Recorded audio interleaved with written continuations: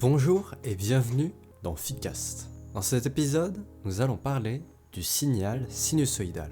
Tout d'abord, faisons un petit rappel des formules des grandeurs à connaître. La période en secondes représente la durée pour que le signal se répète. La fréquence, quant à elle, est en Hertz ou en secondes moins 1. Elle correspond à l'inverse de la période. La pulsation, notée oméga en radians secondes moins 1, est égale à 2π fois la fréquence.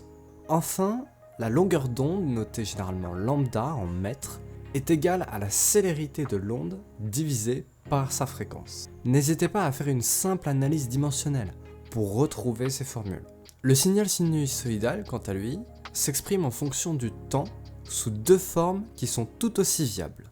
A, une constante fois cosinus de oméga t plus phi, ou B, cos oméga t plus D sinus oméga t, où B et D sont des constantes. La première forme est peut-être la plus simple à comprendre. Il s'agit d'un cosinus en avance ou en retard. Ce déphasage est indiqué par le terme phi, qui représente la phase à l'origine. Dans les exercices, on pourra déterminer phi grâce aux conditions initiales et en dérivant l'expression du signal. On peut alors utiliser un cosinus comme un sinus. Seul le déphasage changera. Pour ce qui est de la constante A, elle représente en fait l'amplitude du signal.